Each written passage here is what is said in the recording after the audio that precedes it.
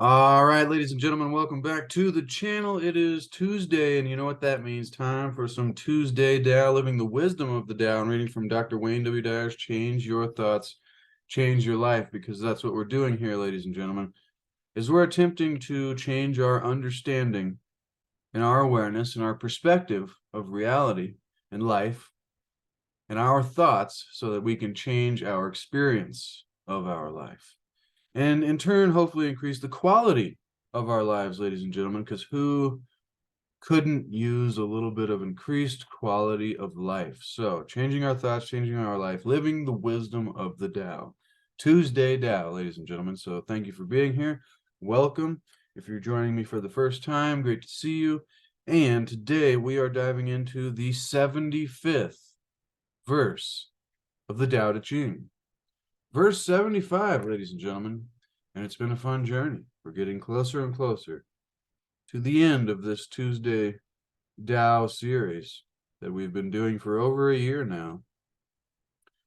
And it's been a great time. Today we dive into the subject of helping the ruling classes and the nobility to manage the realm, or to think in a new way. Wayne Dyer entitles this chapter, or this little essay he wrote on the 75th verse of the Tao Te Ching, Living by Demanding Little. And so without saying any more, let's dive into verse 75 of the Tao Te Ching, the 75th verse. Begins by saying, when taxes are too high, people go hungry. When the government is too intrusive, people lose their spirit. Act for the people's benefit. Trust them. Leave them alone. And that is it. A very simple and short and easy to understand verse, not so paradoxical as many of these have been. And once again, like Wayne begins saying here, quote, this verse was intended to help the ruling classes and nobility to manage the realm. I like how he uses the word realm there. But he continues saying, understand that during the warring states period in ancient China, rulers used onerous methods to impose order on the masses. They tended to keep all of the tax money that was collected from the people for themselves, flaunting their good fortune in the faces of the impoverished. Those who were overtaxed and overburdened would lose their spirit and sense of loyalty and ultimately rebel against the laws imposed upon them. This book you're listening to me read, or this book that I am holding in my hands, and if you'd like to hold it in your hands, ladies and gentlemen, there's a link in the description below the video for you to get it for yourself, to put it on your shelf and join along in this series, what little there is left. But this book that we're holding in our hands isn't intended as a social commentary to enlighten political leaders who all too often take advantage of their positions, although Wayne says I'd certainly invite any of them to take heed of Lao-tzu's and the Tao's advice. Rather, Wayne says, I wrote it to help you, to help us, ladies and gentlemen, those who are seeking to achieve and maintain happiness through enlightenment, through a greater awareness and understanding of reality. He wrote it to help us to apply the inherent wisdom that I would personally call spiritual philosophy, the wisdom of the ages, to apply the inherent wisdom, Wayne continues, in each of the 81 verses of the Tao Te Ching. So we are invited to change the way that we look at assisting others, to stay inspired and have contented and peaceful lives, ladies and gentlemen. Wayne continues, you may believe that demanding more from those in your charge, such as your children or your co-workers, creates more productivity. But Lao-tzu suggests that the opposite is true. So there's always a paradox, and here it is, ladies and gentlemen. I hope you got yourself some tea or a beverage of your choice, and you got yourself your comfy chair and are ready. What does the tea say today, ladies and gentlemen? It says it's going away from me. It says, what can you appreciate in this moment? Well, I can definitely appreciate the beauty of the nature and the weather outside. It's a beautiful day here, and I hope it is wherever you are, ladies and gentlemen. And we don't just have to be talking about the weather. It could be a beautiful day in bad weather. So let us continue. You may believe that this idea of demanding more out of those that we are trying to get results from creates more productivity, but Lao-tzu suggests that the opposite is true. This is the nature of a paradox, where what we think would work is actually producing the opposite result. Demand little, Lao-tzu advises, and even leave people alone as much as possible.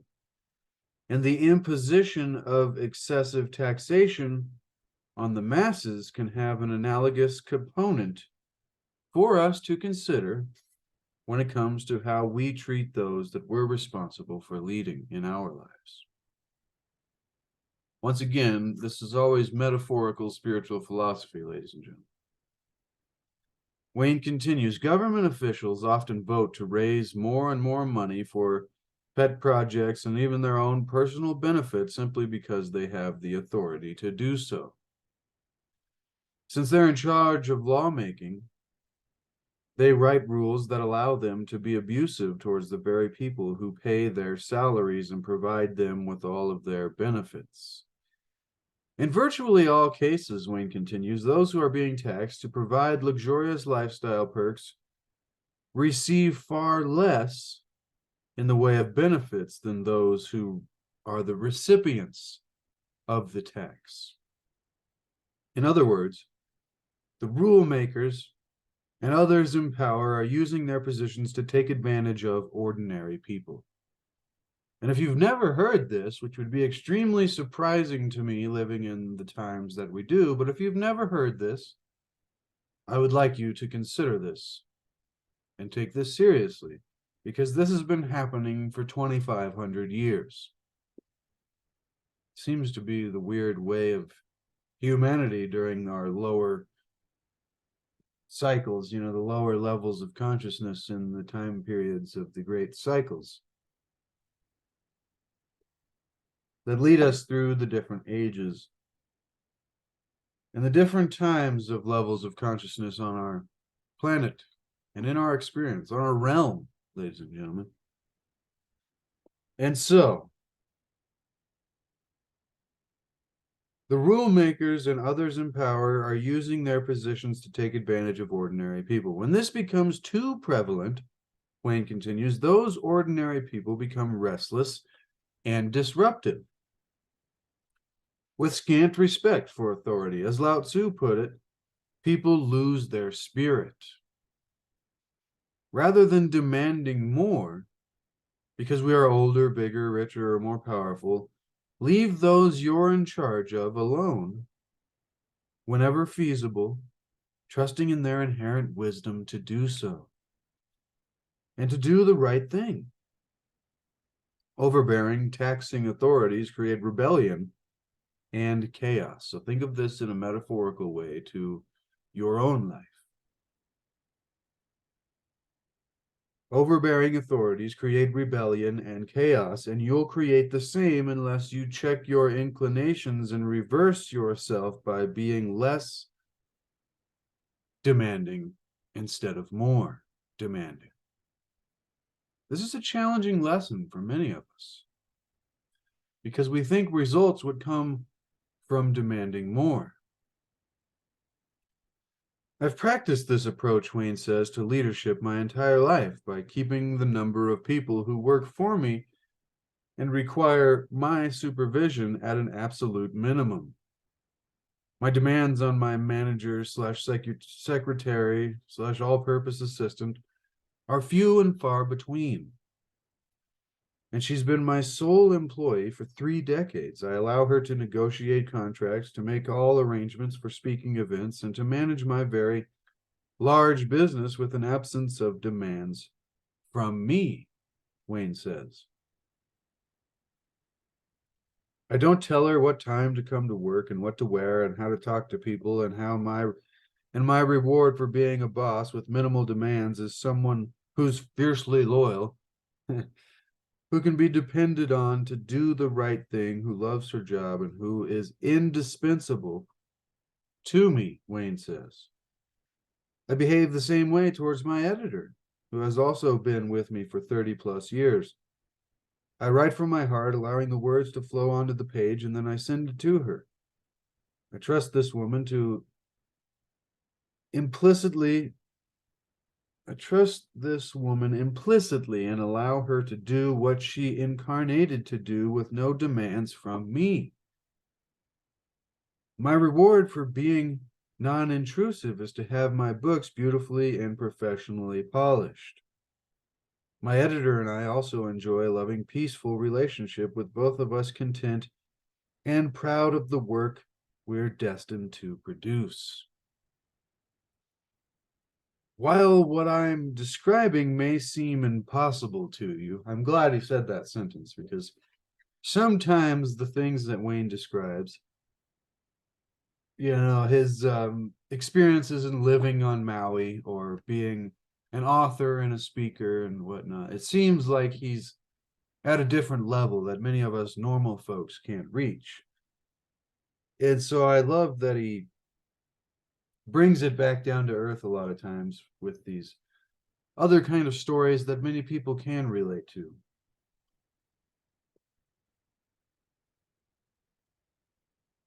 And so while what I'm describing may seem impossible to many of us, ladies and gentlemen, it can absolutely be attained when you trust in the Tao, the force, universe, the universal intelligence that is animating and doing all things while seemingly doing nothing at all. And when we can trust in the Tao to manage all of the details of both our professional and personal lives, then this thing that seems so unattainable can be within our grasp, ladies and gentlemen. This peace and this new way that Wayne was describing here today. The following, Wayne says, is what Lao-tzu urges us to take from this 75th verse of the Tao Te Ching. One of the simpler, I'll add, which was originally intended for the leaders of countries, but is applicable to everyone in a supervisory or parental role. Number one, ladies and gentlemen, of how we can apply this wisdom from the 75th verse of the Tao Te Ching into our lives today, 2,500 years later. Don't overtax yourself. See, I'm surprised there. I thought he was going to say, don't overtax others, metaphorically. But no, ladies and gentlemen, it is ourselves. Do not overtax yourself. What does that mean? Well, what does that mean, Wayne? Lao-tzu's reminder that excessive taxation will lead to a loss of spirit applies to ourselves as well, as much as other people. I'll read that sentence again because it's very powerful. Lao-tzu's reminder that excessive taxation will lead to a loss of spirit applies to you as well. If you weigh yourself down with excessive demands and, this kind of idea of taxing ourselves, quote unquote, metaphorically, we will wear ourselves out, or develop symptoms of depression, anxiety, worry, and eventually heart disease, and any number of physical ailments that go along with the emotions of depression, anxiety, and worry, and all of the negative emotions that we experience in life. So Wayne says, give yourself a break from self-imposed pressures that burden you. This is a very powerful philosophy that goes towards changing your own life, and I wish he would spend a few pages elaborating on that idea of how you can begin to let go of all the things that you've been demanding from yourself, which is confusing because you would have to contemplate and meditate or think on what those things are. I think that, I don't know if it was Wayne Dyer or Alan Watts, but one of these great teachers in my life, great mentors, had the idea and the philosophy of not holding yourselves to rules not agreed upon. I mean, the example was like, how stressed out do you get when you're going to be late for something? And then you can think about that and realize, well, that wasn't technically a rule that I made for myself and then accepted. You know, it's like, it's something outside of us that we then just take on as a burden, and we begin overtaxing ourselves with 100 different versions of these things. And you'll be going to something where there is no timeline or deadline or something, and you'll be stressed out, anxious, anxiety, later experiencing depression possibly because you were going to be late. Imagine if you could remove the stress and the pressure and the anxiety and everything that goes along with the feeling of being late to something.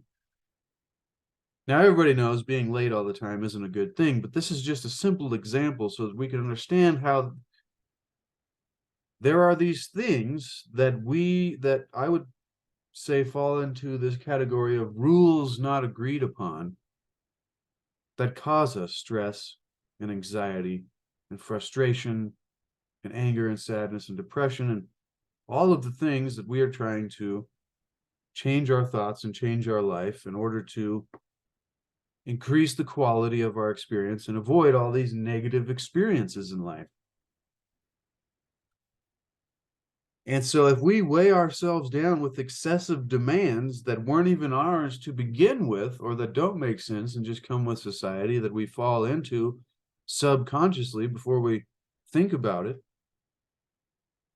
then we find ourselves developing these self-imposed pressures that burden us.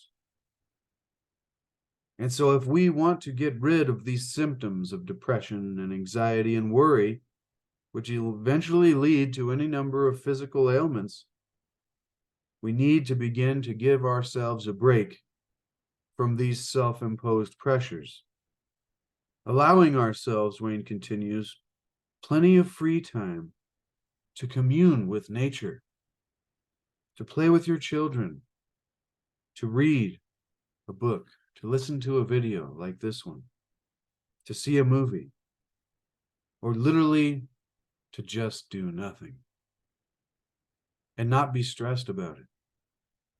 Because doing nothing is actually doing something for those of us that have to always be doing something. Doing nothing is actually doing something, and sometimes doing nothing is actually 100 times more productive than doing something all the time. Because when you come back to doing something from doing that something of nothing, then you are far more effective, refreshed, and revitalized. Number one was do not overtax yourself. Number two is trust those you're entrusted to lead. Do not continually monitor those you're responsible for raising or supervising. Instead, develop a trust in your less experienced charges. They must be allowed to use their own minds, for they also have a destiny to fulfill. That is orchestrated by the Tao, the force, the universe, and God. So demand less, ladies and gentlemen, and encourage more as much as you can. Allowing those that are under our guidance or leadership or supervision or whatever it be, allowing them to pursue their own excellence and their own happiness. This is a challenge because oftentimes that goes contrary to our own opinions of how things should be done. And so it challenges our own excellence and our own happiness. And this is why spiritual philosophy is important. So we can begin to do this allowing of others, getting rid of the judgment and getting rid of the ego demands that say, I know the way that it is, and you should be the way that I think things should be, and everybody else should be this way, and why is nobody being the right way? This spiritual philosophy can get us to let go of these ego demands, thinking that we know the right way, and letting go more, and appreciating, and seeing more beauty, and having less judgment and attachment. These are all spiritual tenets and philosophies, ladies and gentlemen, which are important to experiencing a much higher quality of life. So once again, do not continually monitor those you're responsible for raising or supervising or leading or guiding. Instead, develop a trust in your less experienced charges, individuals. They must be allowed to use their own minds, for they also have a destiny to fulfill that is orchestrated by the Tao. So demand less and encourage as much more as you can, allowing them to pursue their own excellence and happiness, because our trust will lead to their trusting themselves and the wisdom that created them. Because, ladies and gentlemen, once you can trust yourselves and the wisdom that created us, that is when we can begin to align with the Tao and begin to create our own lives on purpose, to create this harmony that we're all seeking with nature and God and the universe, whatever it be for you, ladies and gentlemen, the force. Your trust will lead to their trusting themselves and the wisdom that created them. And now, ladies and gentlemen, the reason you should get this book for yourself, to put it on your shelf, is at the end of every one of these little readings and verses of the Tao Te Ching and spiritual lessons is what Wayne calls do the Tao now, a way that we can practically apply this mystical wisdom into our lives today, here, 2,500 years later, ladies and gentlemen. It begins by saying, do the Tao now. Take a break from all that occupies your mind, including your responsibilities.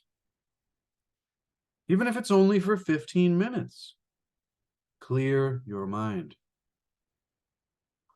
That should be a mantra of ours every day. You know, just randomly remind yourself, clear the mind. And the more you practice at that, the easier it will become. I've practiced for many years, and I am definitely nowhere close to being a master of clearing my mind. So begin practicing sooner rather than later, ladies and gentlemen, because it's very important. This ability to create an ability, to respond with ability. Because he's saying, take a break from all that occupies your mind, including your responsibilities. I'm going to take a second here to expand on this idea of responsibility, because it's one of my favorite things that I have personally come up with that I learned from Dr. Wayne W. Dyer, but I've extrapolated on it. And so it's this idea of responsibility, ladies and gentlemen. And so many of us think about responsibility as this burden and this weight on our shoulders. And what we've been doing, as Wayne was describing here today, is taxing ourselves by these burdens that we come up with. And so this is often how many people think of responsibility. You must be responsible. You must carry the weight of the burden of this thing on your shoulders and be responsible for it. And I think this is because of the way that our parents might have tried to get us to be responsible in life. But really, ladies and gentlemen, I think responsibility is not a weight, but an ability that we create within ourselves to be able to respond. A response ability. So once again, it's not this weight that we carry around that we have to be responsible for. It is an ability that we create within ourselves to be able to respond with ability to any situations that we are presented with. So, the responsibility of being on your own when you're a child, when your parents go out for dinner or whatever it may be, they give you this responsibility of being home alone. And so instead of thinking of it like a weight and a burden, it was a test of our ability to respond to this new opportunity. And how well could we respond? And so this is a new way to take the weight and the burden off of the idea of responsibility and change it into the power, the empowerment of creating an ability to respond with ability. Now, heading back to do the Tao now, ladies and gentlemen, and taking a break from all that occupies our mind, including our responsibilities, even if it's only for 15 minutes, clear our minds, empty our quote-unquote demand file, and allow yourself the freedom that comes with being less exacting. When you complete this, do the same with your children or someone who reports to you at work. Put your arm around them and ask them to go for a brief walk. Just doing nothing but being together in nature. And then let them return to the responsibilities at their own pace.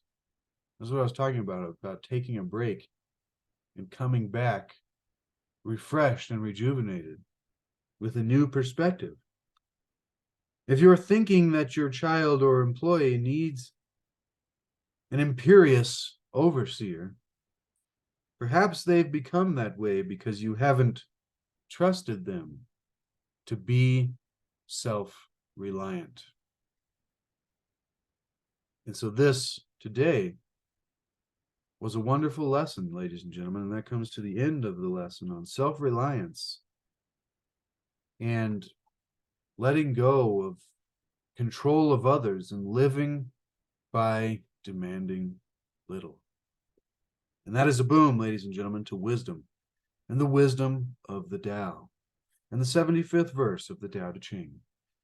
I really like that. That was a fun, simple, powerful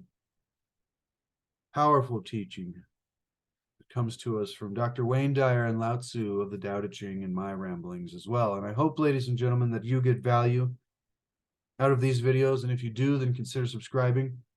And if you're already subscribed, then share this with somebody who is like-minded. And be sure to hit the like because that helps the algorithm do the same as well and get this video to more people that could actually use it.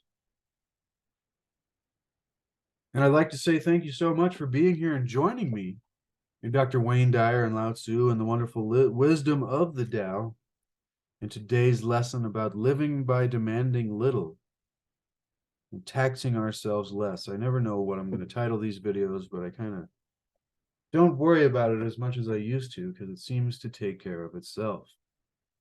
Maybe that's the Tao at work. Maybe that is my study of the Tao coming into fruition. Because it used to give me a lot of pressure. Like, I got to come with a really good title. And if I don't, nobody's ever going to see these videos. And I eventually was like, all you can do is just do what you do and hope for the best and let go of your worries. And the more consistent you get at doing that, then the results that you were chasing after so long will become something that flows into your life by accident when you weren't chasing after it at all anymore. And this is the paradoxical nature of reality, which we find ourselves in, having a temporary human experience as a spiritual being rather than the other way around, having a temporary spiritual experience as a human being. All right, ladies and gentlemen, I'd like to say thank you so much. I love and appreciate all of you that spend time here with me, Dr. Wayne Dyer and Lao-tzu, and all the wonderful authors and poets of the Wisdom of the Ages, on the Wisdom of the Ages series, as well as Hermes and Thoth and Hermes Trismegistus on reading the Hermetica and the Lost Wisdom of the Pharaohs, and the authors Timothy Freak and Peter Candy, which we'll be diving further into tomorrow. We skipped last Wednesday. It's good to take a break every now and then and not judge yourself for it. This is what we were talking about today, ladies and gentlemen. And so tomorrow we will be talking about the birth of human culture. And in this chapter, Hermes describes how human beings became civilized and created culture under the guidance of gods and the goddesses. Very interesting, ladies and gentlemen, very exciting. And so, until tomorrow, ladies and gentlemen, continue to seek to achieve and maintain happiness through enlightenment, through a greater awareness and understanding of reality, the nature of reality. And continue to seek to discover the hidden wisdom of the ages and the mysteries of our history. And also keep in mind, ladies and gentlemen, that there is no way to happiness, because happiness is the way. It is an activity. It is an action, an adjective that we must bring to life. This goes back to this creating an ability. If we can create this ability within ourselves to bring happiness to life, then the entire journey and the things that we've been telling ourselves, oh, I'll be happy when I get there, or when I finally have this, and I won't be happy till I'm no longer this kind of person and I'm that kind of person. All of those things become irrelevant, because when we can bring happiness to life, then we already are there. And then hopefully the entire journey is wonderful. All right, I'll leave it at that. Thank you so much, ladies and gentlemen. Once again, I love and appreciate all of you. And remember to be the change that you want to see in the world. Be the example that you want to set, so that we can begin to be the mirror for those to see something that they would like to see in themselves. All right, till tomorrow, ladies and gentlemen. Stay frosty. No, no, no, no, no.